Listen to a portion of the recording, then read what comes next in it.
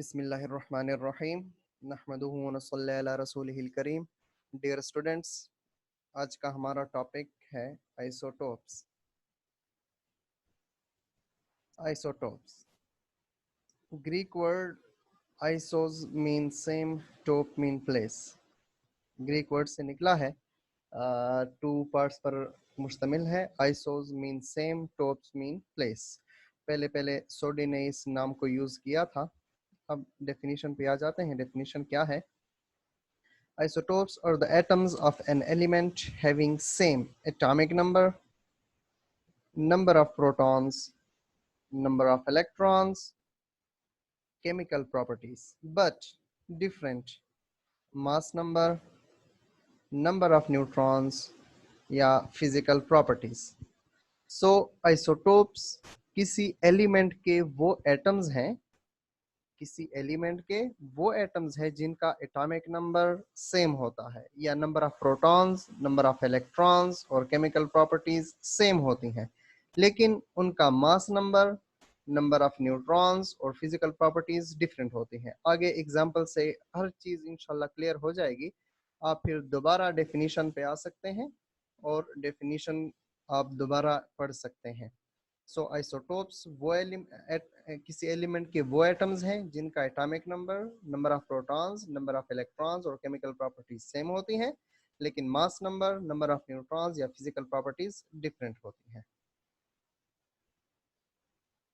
ये कुछ क्वेश्चंस हैं, प्री रीडिंग क्वेश्चंस हैं। आपने इसको नोट डाउन करना है और at the end of this lecture आपने इनके आंसर्स लिख के मुझे ढूंढ के नेट पे सर्च करके मुझे बताना है। किसी क्वेश्चन में कोई कंफ्यूजन हो तो नो प्रॉब्लम, मुझसे डिस्कस कर लीजिएगा, मैं गाइड कर दूंगा, लेकिन अक्सर क्वेश्चन इस लेक्चर में क्लियर इंशाल्लाह हो जाएंगे।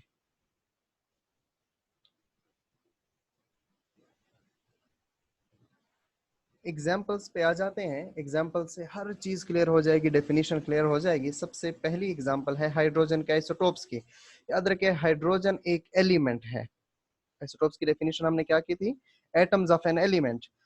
हाइड्रोजन एक एलिमेंट है। लेट सपोज आप किसी सिलेंडर में हाइड्रोजन ले लेते हैं जिसमें अरबों खरबों किस्म के मॉलिक्यूल्स होंगे, सॉरी एटम्स होंगे, कंसीडर कर लें एटम्स होंगे, मॉलिक्यूल्स पे हम नहीं जाते। लेट सपोज एक सिलेंडर ले लिया आपने, उसमें हजारों, करोड़ों, अरबों, खरबों, मिलियन, ट्रिलियन एटम्स हैं। अब इनमें ये इन सब तमाम एटम्स तीन टाइप्स पर मुश्तमिल होंगे, यानी इन सब एटम्स की तीन अकसाम होंगी। एक होगा हाइड्रोजन 1 प्रोटियम जिसको कहते हैं, दूसरा हाइड्रोजन 2 ड्यूट्रियम जिसको कहते हैं, और तीसरा हाइड्रोजन 3 या ट्रिटियम जिसको बोलते हैं। अब सिंबल क्या है? H11, H21, H31। ये जो नीचे वाला 1 लिखा है ये एटॉमिक नंबर को शो करता है, इनके एटॉमिक नंबर क्या होंगे? सेम होंगे। और ऊपर वाला जो नंबर है वो उसके मास नंबर को शो करता है। ट्रिटियम का मास नंबर 3 होगा, ड्यूटेरियम का मास नंबर 2 होगा एंड प्रोटियम का मास नंबर 1 होगा। अब हाइड्रोजन 1 में 1 प्रोटॉन होगा, चूंकि हमने डेफिनेशन क्या की थी कि सेम नंबर ऑफ प्रोटॉन। सो ये जो सिलेंडर हमने लिया था जिसमें कई ज्यादा एटम्स थे, उन सब एटम्स में प्रोटॉन्स क्या होंगे? सेम होंगे। इलेक्ट्रॉन्स क्या होंगे? वो भी सेम होंगे। एटॉमिक नंबर क्या होगा? वो भी सेम होगा। सबका 1 1 1 होगा, क्योंकि हमें पता है कि atomic number is basically number of protons, और हमें ये भी पता है कि नंबर ऑफ प्रोटॉन्स इलेक्ट्रॉन्स के इक्वल है। सो एटॉमिक नंबर 1 है तो मींस प्रोटॉन 1 होंगे, 1 होगा, और प्रोटॉन चूंकि इलेक्ट्रॉन के इक्वल है तो इलेक्ट्रॉन भी 1 होगा। सो इन सब एटम्स में ये चीजें सेम होंगी, लेकिन इनमें नंबर ऑफ न्यूट्रॉन्स डिफरेंट होंगे। हाइड्रोजन 1 में 0 न्यूट्रॉन होंगे, फिगर पे देख लें। हाइड्रोजन 2 में 1 न्यूट्रॉन होगा, हाइड्रोजन 3 में 2 न्यूट्रॉन्स होंगे। प्रोटॉन्स सेम होंगे, इलेक्ट्रॉन्स सेम होंगे, न्यूट्रॉन इसमें 0, इसमें 1 और इसमें 2 होंगे। Got that? डेफिनेशन क्या की थी हमने? But different number of neutrons.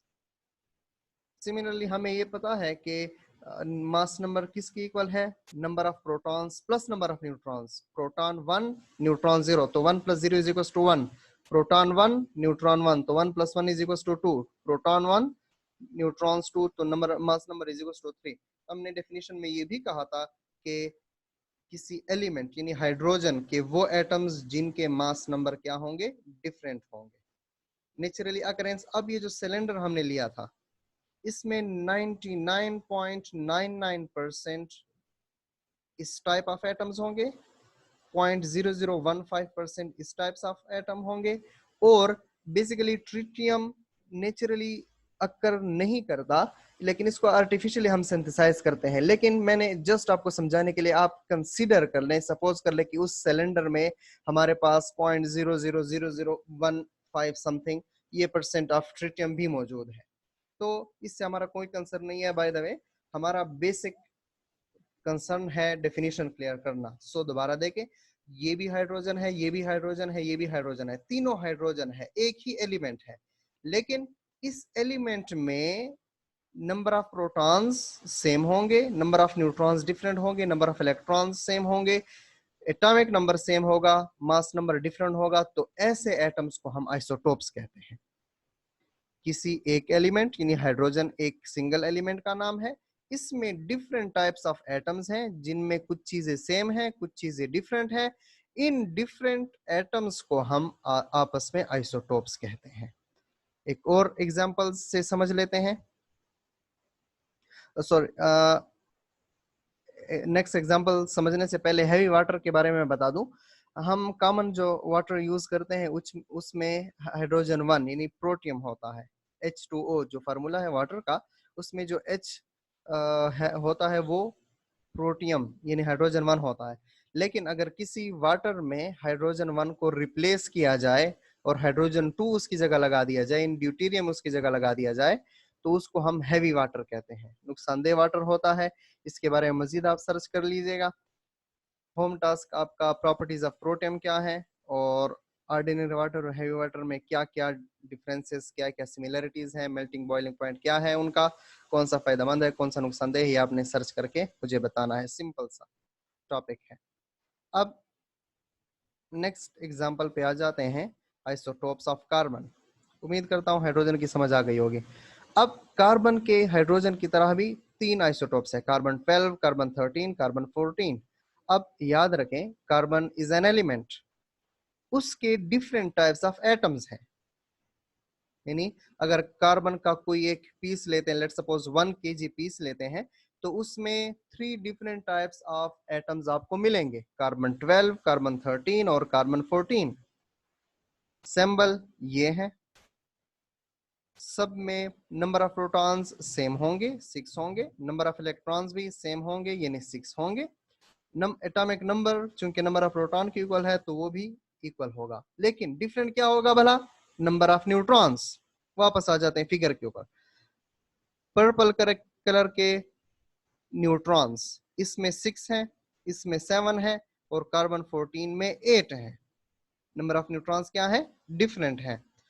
हमें पता है कि number of proton plus number of neutron is equal to mass number. So इसका मास नंबर 12, इन सब को कलेक्टिवली प्लस करके इसका मास नंबर 13, कार्बन 14 का मास नंबर 14। लेकिन इलेक्ट्रॉन्स क्या है, सेम है, protons positively charge protons nucleus के अंदर क्या है, वो भी सेम है।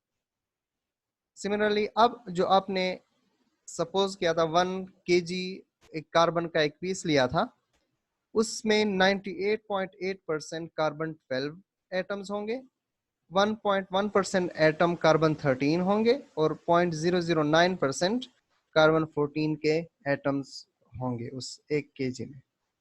ओके, सो दोबारा आ जाते हैं अपनी डेफिनेशन के ऊपर। किसी एक atom, carbon is an sorry किसी एक element, carbon is an element, किसी एक एलिमेंट के डिफरेंट टाइप ऑफ एटम्स को आइसोटोप्स कहते हैं। वो डिफरेंट टाइप ऑफ एटम्स जिनमें एटॉमिक नंबर यानी नंबर ऑफ प्रोटॉन सेम होते हैं, नंबर ऑफ इलेक्ट्रॉन्स भी सेम होते हैं, और नंबर ऑफ न्यूट्रॉन्स डिफरेंट होते हैं या मास नंबर डिफरेंट होता है। Got that? इसी तरह एक और सिंपल सी example isotopes of chlorine.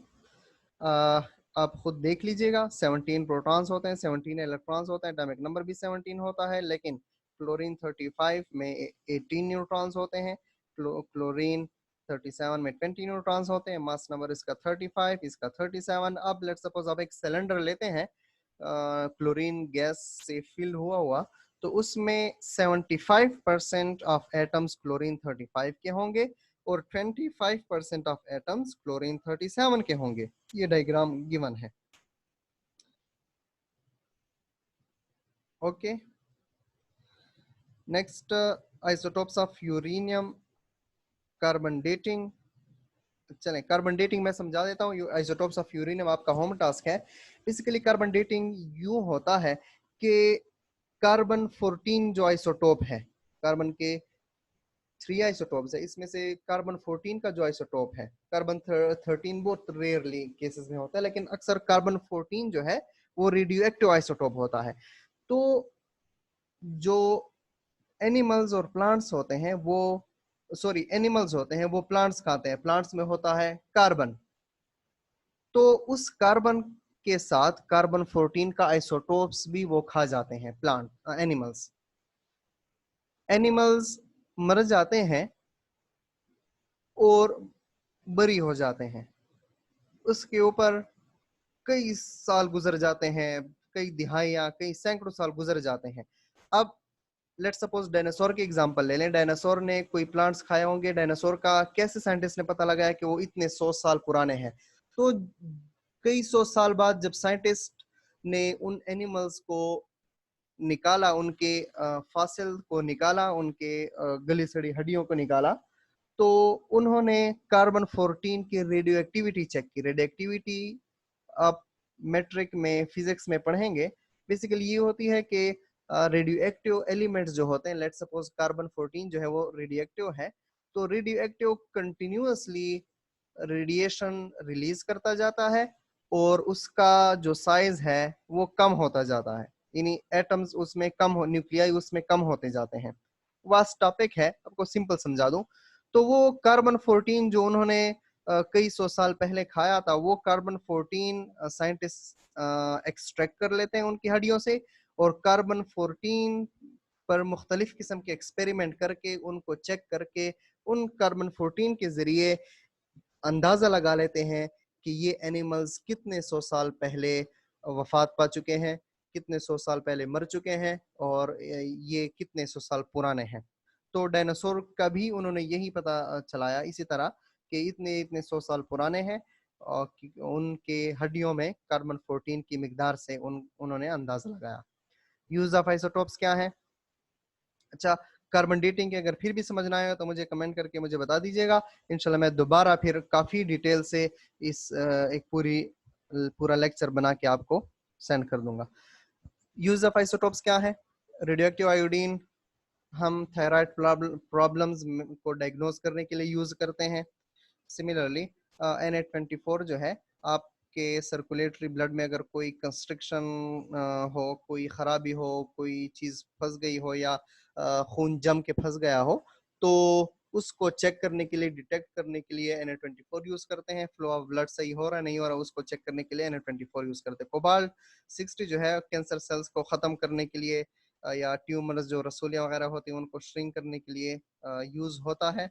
Carbon 14 यानी का फोटोसिंथेसिस में कार्बन के पाथ को डिटेक्ट करने के लिए यूज होता है कि कार्बन डाइऑक्साइड जो रिलीज हुआ है वो, सिंपल इज दैट कि फोटोसिंथेसिस में, लंबी चौड़ी डिटेल बताने की कोई जरूरत नहीं है, फोटोसिंथेसिस में पाथ ऑफ कार्बन को ट्रेस करने के लिए यूज होता है।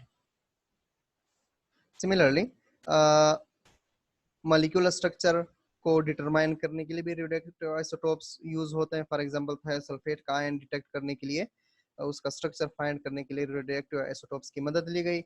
सिमिलरली केमिकल रिएक्शंस के डिफरेंट मैकेनिज्म होते हैं। ये जो हमारे 9th-10th में सिर्फ एक ही रिएक्शन लिखा होता है, लेकिन इसके पीछे काफी ज्यादा स्टेप्स होते हैं, काफी लंबी चौड़ी मैकेनिज्म्स होती हैं, तो उन मैकेनिज्म को स्टडी करने के लिए रेडियोएक्टिव आइसोटोप्स यूज करते हैं। सिमिलरली ये जो अभी मैंने कार्बन डेटिंग बताई, इसी तरह इसी को यूज करते हैं, रेडियोएक्टिव आइसोटोप्स को रॉक्स और सॉइल को डेट करने के लिए यूज करते हैं। आर्कियोलॉजिकल ऑब्जेक्ट्स और मम्मीज या कोई डेड एनिमल्स जो होते हैं, डायनासोर्स वगैरह, उनको डेट करने के लिए, डेट करने का मतलब है उनको चेक करने के लिए कि वेदर वो कितने अरसे पहले मर गए हैं, कितना अरसा उनको दफन हुए हुए गुजर चुका है। ओके जी, उम्मीद करता हूँ समझ आ गई होगी। एक हदीस से नबवी है, मैंने कोट की है, अबू सईद खुदरी रजी अल्लाह अन्हु से रिवायत है कि उन्होंने फरमाया कि मैंने रसूल अकरम सल्लल्लाहु अलैहि वसल्लम को इरशाद फरमाते हुए सुना कि जिस आदमी ने एक दिन अल्लाह ताला के रास्ते में रोज़ा रखा, अल्लाह ताला दोज़ख की आग को उसके मुंह से 70 साल के मुसाफे तक दूर करेगा। रोज़े रखिएगा, तरावी पढ़ें, नमाज पढ़ें, कुरान शरीफ की तिलावत करें और मुझे दुआओं में याद रखें। ओके, अल्लाह हाफिज़, थैंक यू सो मच।